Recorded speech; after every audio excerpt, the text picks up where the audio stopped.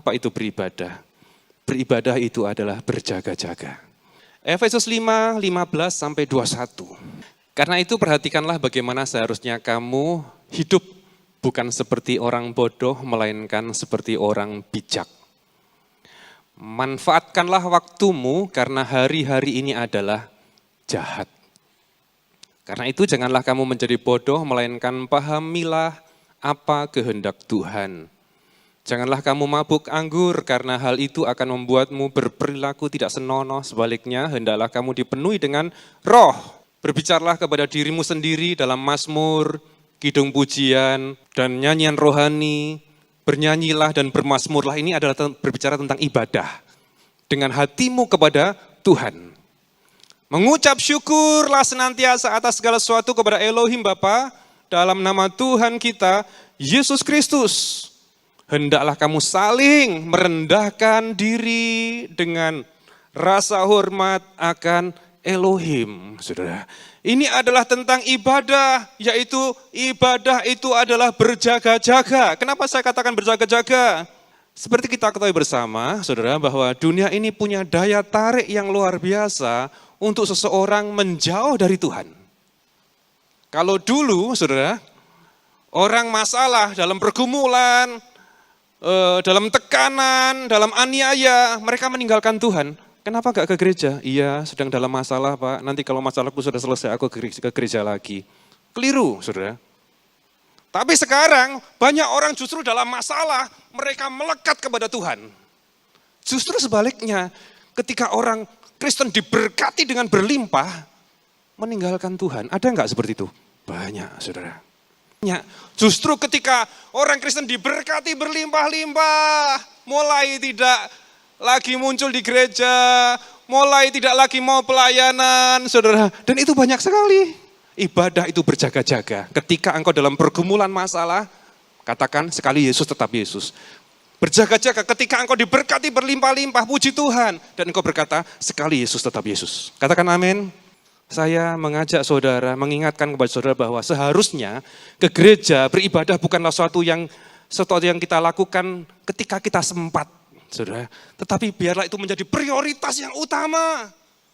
Bukankah firman Tuhan katakan, carilah dulu kerajaan Elohim, Lukas 12 ayat 31, carilah kerajaan Elohim, maka semua itu akan ditambahkan kepadamu. Elohim dulu yang diutamakan. Percayalah, sumber segala berkat, kemenangan, keberhasilan itu datangnya dari Tuhan. Katakan amin. Dan firman Tuhan juga berkata, diberkatilah orang-orang yang mengandalkan Yahweh dan berharap kepada Yahweh. Yang pertama, apa ibadah? Berjaga-jaga. Dua sekarang, beribadah adalah memuji, menyembah, dan bersyukur kepada Tuhan. Sejak zaman perjanjian lama, umat Tuhan selalu memuji Elohim melalui puji-pujian, pengagungan, melalui dengan musik. Bahkan sewaktu mereka beribadah kepada Yahweh, Yahweh itu adalah nama Bapa di surga, mereka menyanyikan puji-pujian di dalam ibadah dengan diiringi musik. Beribadah itu apa? Memuji, menyembah, dan mengucap syukur kepada Tuhan. 4.000 orang menjadi penjaga gerbang. 4.000 orang memuji Yahweh dengan alat-alat musik yang telah aku buat untuk puji-pujian. 25 ayat 6, mereka semua berada di bawah petunjuk ayah mereka dalam menyanyikan pujian di bait Yahweh dengan diiringi simbal, kecapi, harpa sebagai ibadah di bait Elohim. Sebagai ibadah di bait Elohim menyanyi diiringi alat-alat musik. Sesuai dengan petunjuk raja kepada Asaf, Yedutun, dan Heman. Ayat 7, demikianlah jumlah mereka semua dan bersama dengan saudara-saudara mereka yang telah dilatih menyanyi bagi Yahweh, ada berapa? 288 orang.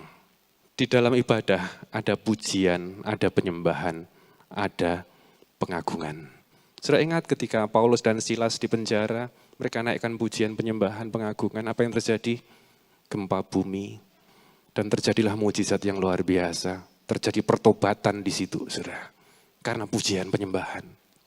Daud ketika dia memuji Tuhan, iblis diusirkan, roh jahat diusirkan dari Saul yang merasuki Saul. Ada seorang lagi juga bernama Yosafat. Yosafat ketika diserbu oleh orang-orang Moab dan Amon, Yosafat diserbu oleh orang-orang Moab dan Amon, saudara. Dan yang dilakukan oleh Yosafat adalah dia tersungkur, memuji dan menyembah Yahweh. Saudara, bayangkan mengalami tekanan, mengalami sesuatu yang buruk dalam hidupnya. Biasanya orang kan cemas, takut, khawatir, gak karu-karuan apa yang dilakukan, kan, saudara. Tapi dia tersungkur dan dia melakukan memuji Tuhan. Akhirnya apa, saudara? Orang Moab dan Amon yang begitu besar jumlahnya, Tuhan katakan apa kepada Yosafat?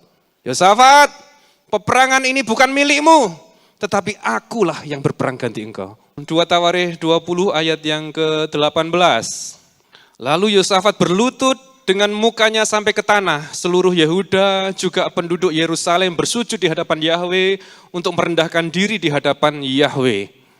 Orang Lewi dari Bani Kehat dan Bani Korah bangkit berdiri untuk mempersembahkan pujian bagi Yahweh, Elohim Israel di tempat pemujaan dengan suara keras dan nyaring. Ayat 22, ketika mereka mulai dengan nyanyian dan pujian, Yahweh membuat penghadangan terhadap Bani Amon dan Moab.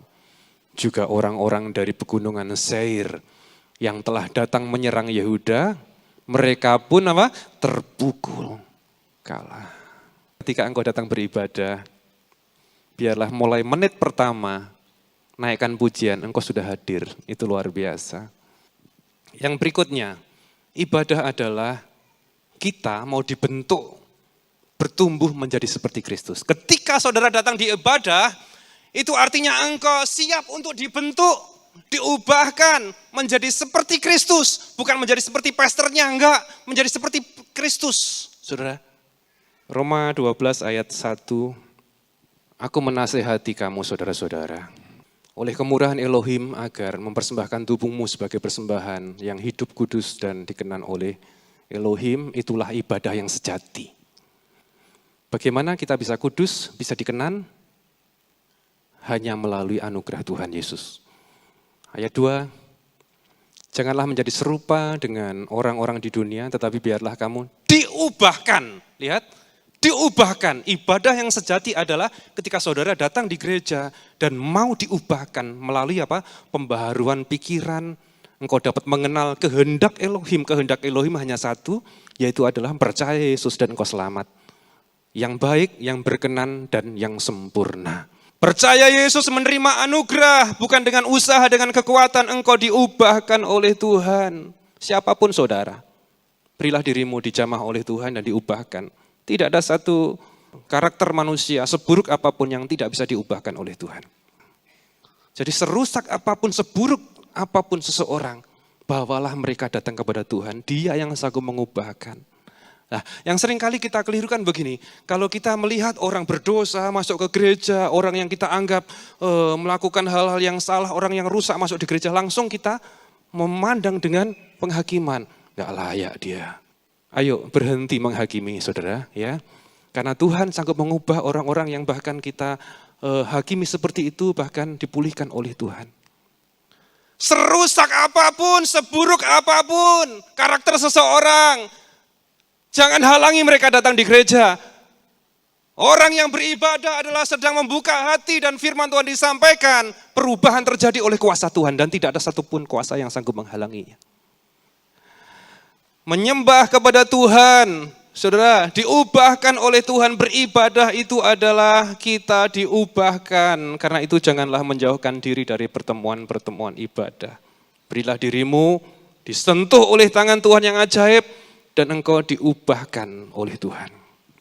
Beribadah dan melayani Tuhan. 1 Korintus 15 ayat 58. Karena itu saudara-saudaraku yang terkasih, jadilah teguh, jangan goyah. Bersemangatlah selalu dalam pekerjaan Tuhan, karena kamu tahu bahwa jerih lelahmu di dalam Tuhan apa? Tidak sia-sia. Kalau saudara bisa beribadah, saudara bisa melayani, saudara, itu adalah kesempatan untuk kita memberi yang terbaik bagi Tuhan. 1 Korintus 15 ayat 10. Namun karena anugerah Elohim, aku ada seperti aku ada, dan anugerah yang kepadaku Anugerahnya kepadaku tidak sia-sia, sebaliknya aku telah bekerja keras lebih daripada mereka semua, tetapi bukan aku, melainkan anugerah Elohim yang ada bersamaku. Anugerah Tuhan, kasih Tuhan akan membawamu menjadi anak-anak Tuhan yang semakin giat, semakin bekerja keras di dalam melayani, semakin giat mengiring Tuhan Yesus, semakin setia di dalam beribadah. Anugerah tidak mengajarkan saudara menjadi pribadi yang malas. Anugerah tidak membawa saudara menjadi pribadi yang suam-suam kuku. Tapi anugerah justru akan membawamu untuk menjadi yang setia, semangat bekerja keras. Ada ayat terakhir lagi. Dengan kerajinan yang tidak surut, menyala-nyala dalam roh, dan katakan sama-sama, layanilah Tuhan. Mari bangkit berdiri bersama. Terima kasih telah menyaksikan kebenaran firman Tuhan hari ini bersama kami. Saudara dapat mendukung pelayanan Pastor Yusak Hadi Siswantoro Ministry melalui nomor rekening berikut ini. Tuhan Yesus memberkati.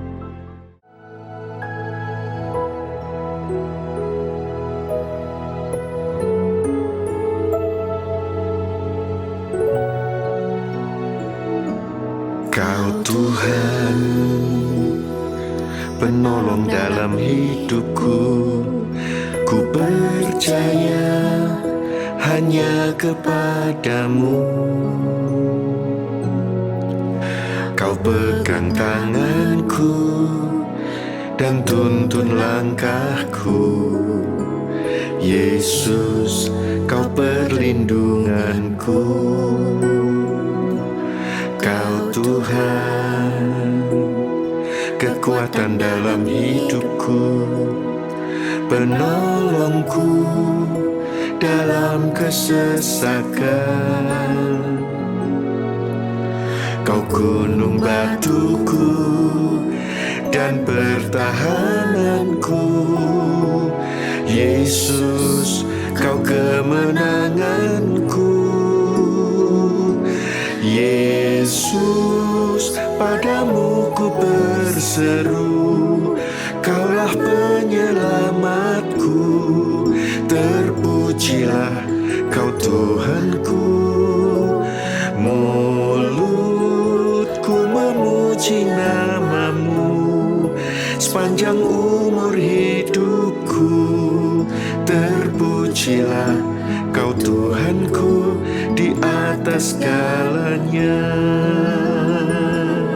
Yesus, padamu ku berseru, Kaulah penyelamatku. Terpujilah Kau Tuhanku.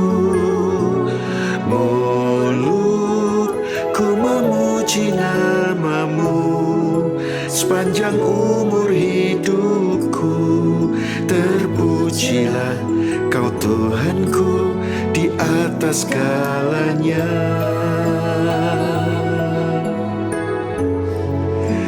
Di atas segalanya. Di atas segalanya. Terpujilah Engkau Tuhan, memuliakan-Mu Yesus. Engkau Tuhan, padamu segala yang kami perlukan. Kau sumber mujizat dan keajaiban. Kami percaya kasih-Mu tidak berkesudahan. Terima kasih. Engkaulah pengharapan kami ya Tuhan. Engkaulah sumber semua yang kami perlu. Kau sanggup menyediakan, bahkan lebih dari yang kami pikirkan. Kami menyembah Yesus, kami memuliakan Tuhan. Haleluya. Terima kasih Yesus. Terima kasih.